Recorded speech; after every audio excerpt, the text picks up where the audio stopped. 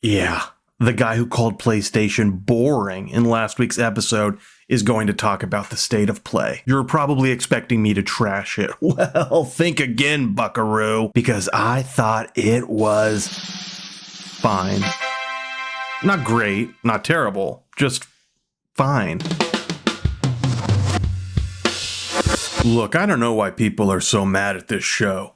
Jeff Keighley's X-Poll looks like this, with a D grade garnering over a third of the votes. Womp womp. Personally, I gave it a B because I wasn't expecting anything from Sony first party, and if you watch this show, or just pay attention to the long line of recently canceled PlayStation projects, neither were you.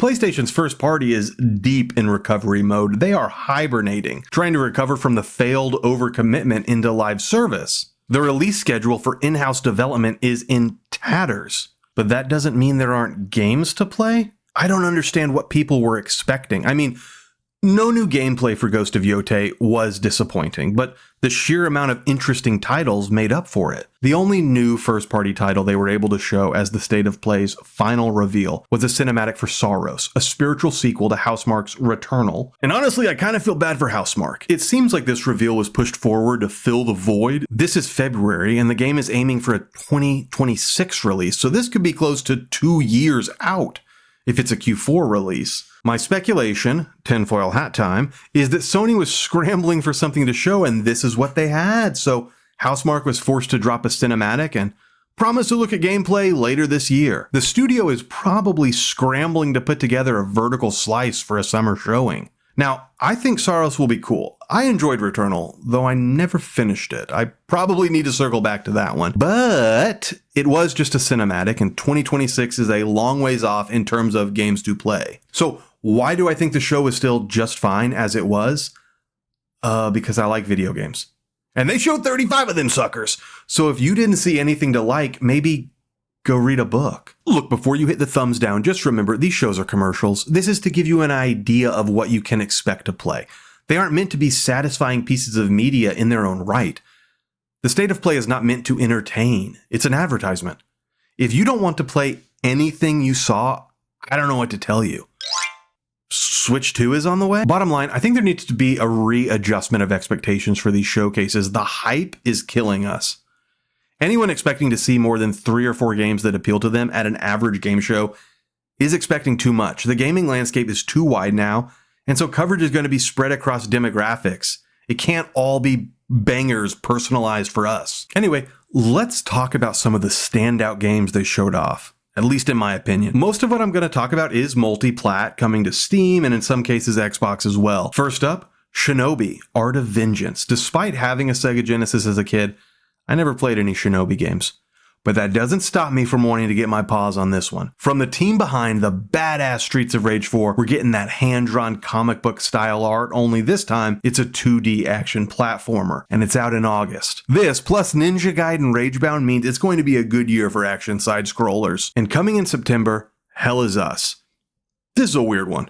It's got an interesting horror vibe, and according to IGN previews from late last year, this is a tense action game, though it is not a Souls-like, and instead places an emphasis on investigation and discovery. I'm intrigued, if not entirely sold on it just yet. It's one to keep an eye on, though. The same is true for Lost Soul Aside. This has been in development for a long time. It's part of PlayStation's China Hero project, where it began as the work of a single developer, now with a team behind him and funding from Sony. This looks like it's shaping up to be a promising character action title. Tides of Annihilation is another game hailing from China and another character action game. And since I just finished a playthrough of Ninja Gaiden 2 Black, I am honestly chomping at the bit for more fast-paced, combo-based shenanigans. Let's go, baby.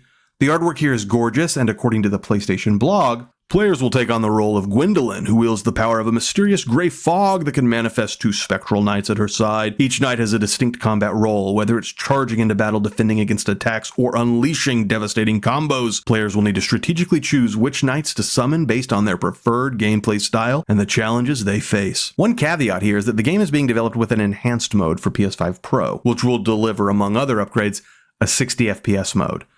So probably only 30 FPS on the base PS5? So I'll probably play this on Steam, as I have no interest in shelling out $700 for a Pro. Switching gears a bit, Sony revealed a Days Gone upgrade to transform the PS4 version into a PS5 title.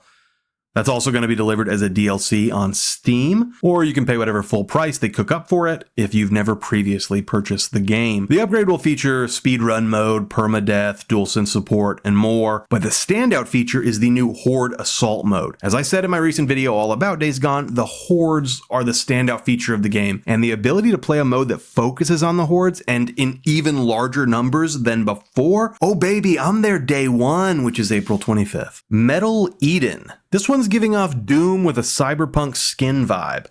Now, I thought the trailer looked cool, but I wasn't blown away. That is until I saw the developer. This is coming from Rycon Games, creator of what I consider to be a vastly underrated title, Ruiner. Ruiner was an isometric twin-stick shooter that freaking rocked. I remember reading years ago that they were working on a first-person shooter, and once I realized this was them, this game shot way up my list. I am very hopeful that this game will kick ass. If it's half as good as Ruiner, I know I'm in for a good time. Mind's Eye. This one is another weird one that I think needs some context. This game got announced at like the end of 22, start of 23, I believe. It's from former Rockstar North president Leslie Benzies, who worked on like GTA 3 through 5, some other games. And it's tied into that game Everywhere. Everywhere is billed as like a sandbox simulator where you could do or build like anything. It seems like it wants to be in the same space as something like the Unreal Editor for Fortnite or Roblox. Ooh. But not much has been mentioned of this game in the last while. The fidelity looks great, but the gameplay shown was just some quick shots of GTA-style driving and GTA-style walking forward and GTA-style shooting. I'm interested, but I'm also skeptical. Is this going to be limited by the Everywhere engine, or is this something that will actually be compelling? We will just have to see. It's scheduled to release this summer. Next up, Onimusha Way of the Sword. I was not expecting to see gameplay on this one so soon, especially because it's targeting a 2026 release, but wow, it looks good.